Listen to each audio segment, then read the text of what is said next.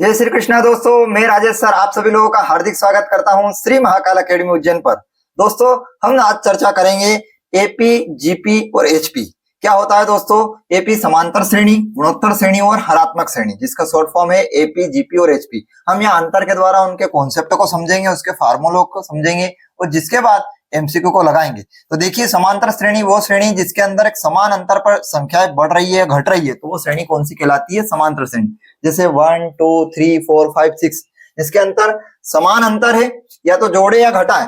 2 4 6 8, ये श्रेणी कौन सी कहलाती है? समांतर श्रेणी कहलाती है दोस्तों। जैसे ए प्लस डी, ए प्लस 2d। अब इसमें ये क्या है, डी क्या है? तो ए क्या है? ए तो प्रथम पद है।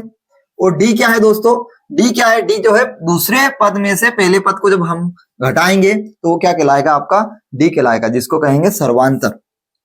अब ये क्या है यहाँ पे? एग्जाम्पल 1 2 3 4। और समांतर श्रेणी क्या होती है? ए प्लस समांतर माध्य क्या होता है? ए प्लस बी अपॉन 2। ये भी आप लोगों को अच्छी तरह से याद रखना है दोस्तों। अब बात करते हैं हम गुणोत्तर श्रेणी की। गुणोत्तर श्रेणी में क्या होता है? यहाँ गुणज में बढ़ती है संख्या ए आर स्क्वायर। इसमें प्रथम पद क्या होता है? ए होता है। अब सार्वनुपात, इसमें सार्वंतर ना हो, सार्वनुपात होता है। जब दूसरे पद में हम पहले पद का भाग दे देते हैं, डिवाइड कर देते हैं, तो वो क्या कहलाता है? हमारा आर आ जाता है। आर जिसको कहते हैं क्या है? सार्व अनुपात। इसमें किस प्रकार से बढ़ती है श्रेणी? 1 3 9 27, इस प्रकार से जो है गुणज के रूप में बढ़ती है, वो श्रेणी क्या कहलाती है? गुणोत्तर श्रेणी कहलाती है। इसमें गुणोत्तर माध्य क्या होता है? रूट के अंदर A B, M GM. M जो है जीएम से बड़ा होगा और जीएम क्या है? एचएम से बड़ा होगा। मतलब क्या है यहाँ?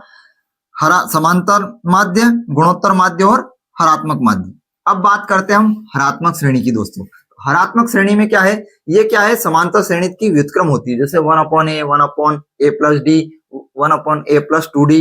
इस प्रकार से ये क्या है? 1 अपॉन एपी होती है। 1 अपॉन 3, 1 अपॉन 5, 1 अपॉन 7, इस प्रकार से बढ़ती रहती है। उसको कहते हैं हरात्मक श्रेणी।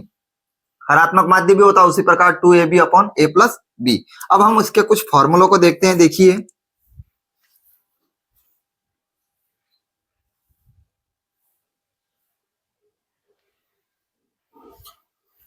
देखिए दोस्तों, अब हम आगे फार्मूलों को देखते हैं किस प्रकार से समांतर श्रेणी में आप लोगों से जब भी पूछा जाए कि एनवा पद बताइए, तो tn बराबर a plus n minus 1d। जब भी इसमें a क्या है? a प्रथम पद है, d क्या है? सार्वांतर है, और n क्या है? जो भी उसके अंदर प्रश्न में दे रखा होगा कि यहाँ तक की संख्या दे रखी है, तो आप लोग एनवा पद ज्ञात करिए। जब भी आप लोगों से समांतर श्रेणी में n पदों का योग पूछा जाए, तो Sn बराबर n/2 2a plus n minus 1d। इस कॉन्सेप्ट को आप लोग अच्छी तरह से याद रखिएगा। ये अपन अब जब प्रश्न करेंगे तो उसमें इनका यूज होगा दोस्तों। अब उसी प्रकार गुणोत्तर श्रेणी में भी क्या होता है? एनवा पद होता है, तो tn बराबर a r n माइनस 1। यहाँ पर क्या है? गुणज में होता है, तो a r n minus 1। a क्या है? प्रथम पद है, और r क्या है? सार्व अनुपात है। जब भी n पदों का योग पूछा जाए, तो इसमें यहाँ आपको 2 फार्मूले याद करना है दोस्तों।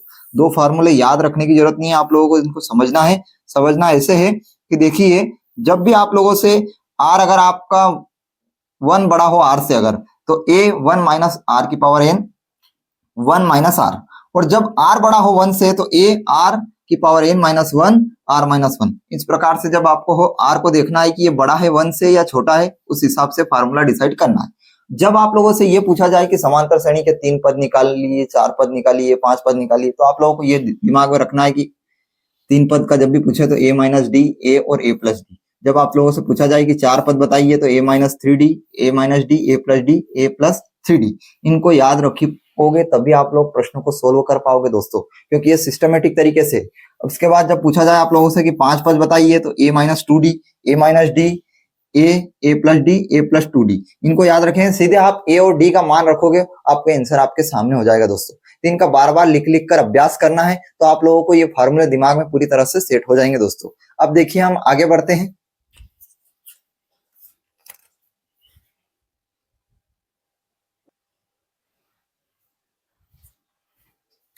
देखिए दोस्तों, इस प्रश्न में हम देखते हैं, आप क्वेश्चन को सोल्व करते हैं और देखते हैं कि किस प्रकार से प्रश्न पूछा जाए। जब भी श्रेणियों के प्रश्न आए आप लोगों से इस प्रकार से लिखे हुए आए, तो आप लोगों को ये सबसे पहले दिमाग में आना चाहिए कि ये श्रेणी कौन सी है। समांतर श्रेणी है, गुणोत्तर श्रेणी है या हरात्मक श्रेणी, उस प्रकार से हम डिसाइड करेंगे। हरात्मक श्रेणी का तो सीधा कॉन्सेप्ट है कि वह समांतर श्रेणी की अपोजिट होगी, व्युत्क्रम होगी, परंतु हमको हरात्मक गुणोत्तर और समांतर श्रेणी में डिफरेंस निकालना होगा। जब अंतर की बात होगी तो वो क्या होगी, समांतर श्रेणी होगी, बढ़ रही होगी या घट रही होगी तो वो समांतर श्रेणी होगी, और जब गुणज में चल रही होगी 2, 4, 8, 16 इस प्रकार से, तो वो गुणोत्तर श्रेणी होगी। तो हम क्या कैसे डिसाइड करेंगे, इनको अंतर निकाल के देख लेते हैं। यहाँ पे इनका सेम अंतर आ रहा है तो वो क्या है, समांतर श्रेणी में। तो यहाँ पे देखिए क्या है, ए बराबर तो दे रखा है 16 दे रखा है। अब डी निकालना है तो दूसरे में से सर्वांक पर समान होगा, तो 11 में 16 माइनस 5, 6 में से 11 घटाएंगे तो वही मतलब सेकंड में से अपन क्या है, दूसरे पद में से पहले पद को घटाएंगे तो क्या है, -5 आएगा। अब आप लोगों से पूछा है कि का 21वां पद ज्ञात कीजिए, तो मतलब n बराबर कितना दे रखा है, 21 दे रखा है, 21, तो आपको 21वां पद ज्ञात करना है। तो मैंने बताया था आपको कि tn बराबर क्या है, a प्लस n-1 d। अब a का मान क्या दे रखा है, अब आप दिमाग में ये रख लीजिए। अब यहाँ तो आप लोगों को पूरे अपने तरीके से बता देता हूँ, तो एग्जाम में जब भी आए 21वां पद तो आपको सीधा मान किसका निकालना है, a प्लस 20d।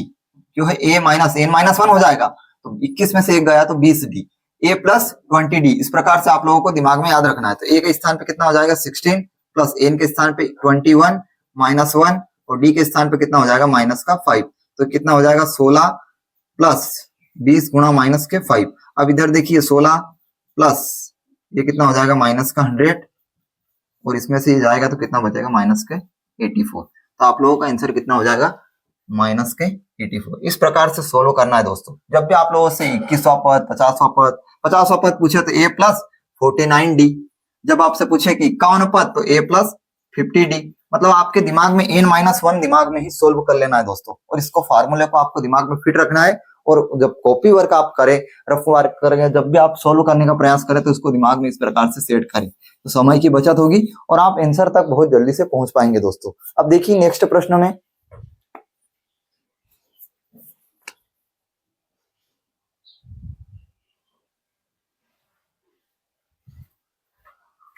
देखिए दोस्तों इस प्रश्न में आप लोगों से क्या पूछा है, वही पूछा है इसके अंदर भी कि 2, 5, 8, 11 का 15वां पद ज्ञात कीजिए। तो आपके दिमाग में सीधा a प्लस 14d हो जाना चाहिए, क्योंकि फार्मूला क्या है, tn बराबर a प्लस n-1d। ये दिमाग में चलना है और आपको दिमाग में ये याद रखना है। जब भी आप आगे वाले प्रश्न और सोल्व करेंगे इसमें tn दे देगा, आपसे n पूछ लेगा, a पूछ लेगा, d पूछ लेगा, तो a प्लस 14d का मान कितना हो जाएगा, a कितना हो जाएगा 2 प्लस d कितना है, अंतर निकाल लीजिए, इसमें 5 में से 3 अंतर इसका क्या है 3, तो कितना हो जाएगा 2 प्लस 42, तो आपका आंसर इतना आ जाएगा 44 आ जाएगा। इस प्रकार से आप लोगों को सोल्व करना है दोस्तों, इसका आंसर कितना हो जाएगा 44 हो जाएगा। अब देखिए नेक्स्ट प्रश्न में,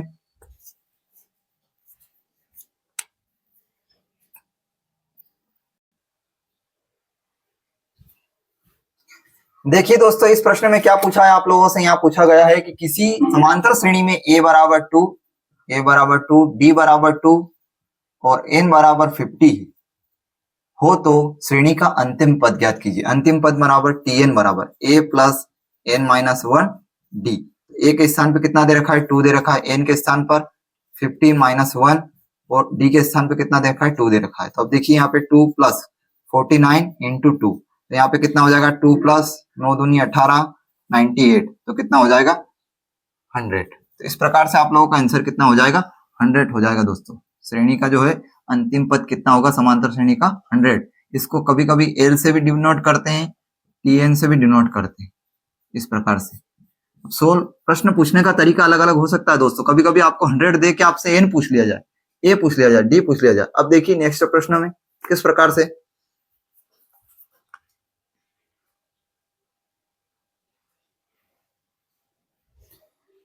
देखिए दोस्तों इस प्रश्न में क्या पूछा गया है, प्रश्न में कि श्रेणी 27, 24, 21 और 18 का कौन सा पद शून्य होगा। तो यहाँ पर a बराबर कितना दे रखा है 27, d बराबर कितना दे रखा है, इसमें से करेंगे तो घटाएंगे तो यहाँ पे 24 माइनस 27 माइनस के 3, इस प्रकार से। तो कौन सा पद शून्य होगा, तो अपन को पता नहीं है, tn बराबर कितना है शून्य होना चाहिए, कौन सा पद शून्य होगा। तो आप देखिए यहाँ पे tn बराबर a प्लस n-1 d, 0 बराबर a के स्थान पे कितना रखिए 27 प्लस n ज्ञात करना है n-1 d के स्थान पे कितना है माइनस का 3। अब ये इधर ले आइए तो क्या है, उसको सोल्व कर दीजिए, माइनस का 27 माइनस के 3n प्लस के 3, ये इधर आएगा तो माइनस का 27 माइनस के 3 बराबर माइनस के 3n, ये माइनस के 30 बराबर माइनस का 3n, n से लिए तो n बराबर कितना हो जाएगा 10, 3 से कटेगा तो 10 आएगा।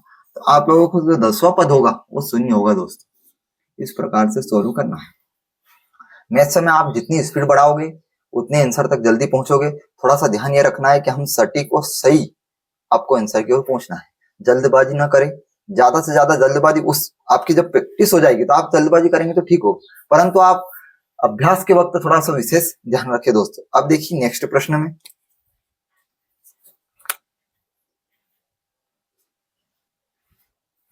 देखिए दोस्तों इस नेक्स्ट प्रश्न में क्या पूछा है आप लोगों से। यहाँ पूछा गया है कि श्रेणी 3, 8, 13, 18 का कौन सा पद 498 होगा। तो यहाँ पे भी tn बराबर दे रखा है 498, ए बराबर क्या दे रखा है 3 और डी बराबर कितना दे रखा है, इसमें से माइनस करके देखेंगे दूसरे में से तो 5 बन जाएगा दोस्तों, है ना, 8 माइनस 3। अब आपको फार्मूला वही दिमाग में होना चाहिए, tn बराबर a plus n minus 1 D. तो यहाँ पे tn कितना दे रखा है 498 और a के स्थान पे कितना दे रखा है 3 और d के स्थान पर क्या दे रखा है 5। n पूछा है आप लोगों से। अब देखिए इधर ये इसमें से घटाएंगे आप लोग, कितना हो जाएगा 498 माइनस 3 बराबर n माइनस 1 और 5। अब इसमें से घटाएंगे तो कितना हो जाएगा 4, 5 में से ये 495 और यहाँ 5n माइनस 5, ये इधर आएगा तो 495 plus 5 upon 5n is equal to यहाँ कितना हो जाएगा 500 इजिकल टू 5n। ये इससे डिलीट करेंगे, हटाएंगे तो n बराबर कितना हो जाएगा 100। तो आप लोगों का कौन सा पद 498 होगा, कौन से के स्थान पे आ जाएगा 100, मतलब जो 100वां पद होगा वो 498 होगा दोस्तों। इस प्रकार से सोल्व करना। अब देखिए नेक्स्ट प्रश्न में दोस्तों,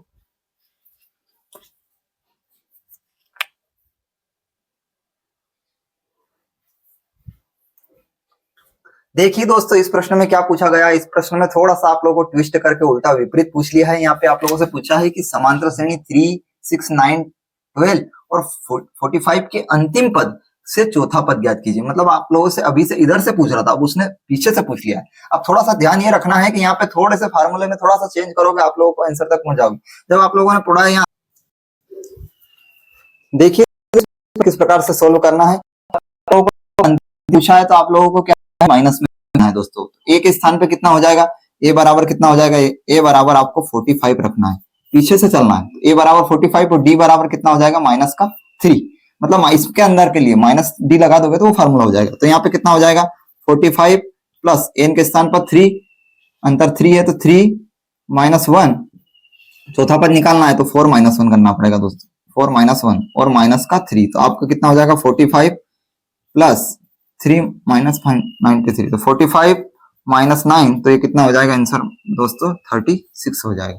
इस प्रकार से आप लोगों को सोल्व करना है दोस्तों। जब भी अंतिम से पूछा जाए तो आपको ए बराबर पीछे से लेना है और डी को क्या है माइनस रख देना है। तो इसी फार्मूले में आप लोग सोल्व कर सकते हैं। ठीक है दोस्तों, इसको माइनस को डी कर देना है।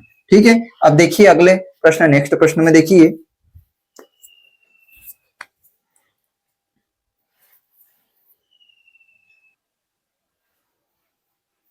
देखिए दोस्तों इस नेक्स्ट प्रश्न में आप लोगों से क्या पूछा है। यहाँ पे पूछा है कि समांतर श्रेणी का 4, 7, 10 का कौन सा पद 91 होगा। तो ए बराबर यहाँ पे कितना हो जाएगा 4, डी बराबर कितना हो जाएगा 7 माइनस 4 3, तो यहाँ कौन सा पद होगा tn बराबर हो जाएगा 91। तो आप लोगों से कौन सा पद पूछा है, तो n बराबर पूछा है। तो यहाँ पे याद रखिएगा आप लोग tn बराबर a plus n minus 1 D. A के स्थान पे कितना हो जाएगा 4 प्लस n के स्थान पे कितना ज्ञात हो जाएगा n माइनस 1 और डी के स्थान पे कितना हो जाएगा 3 और tn के स्थान पे कितना कर दीजिए 91। अब देखिए इसको डिलीट तो नहीं कर सकते, हटा देना है कि यहाँ पे कितना हो जाएगा 87 is equal to n minus 1 into 3। तो इससे डिलीट करेंगे तो 3 दूना 6, 3 नाम 27, n माइनस 1, n माइनस 1 बराबर 29, n बराबर 29 प्लस 1 इजिकल टू कितना हो जाएगा 30। इस प्रकार से सोल्व करना है। तो कौन सा पद 91 होगा, 30वां पद 91 होगा। ठीक है दोस्तों, इस प्रकार से सोल्व करना है। अब मुझे दीजिए विदा। अब हम आगे की चर्चा नेक्स्ट वीडियो में करेंगे। तब तक के लिए धन्यवाद, थैंक यू, जय श्री कृष्णा दोस्तों।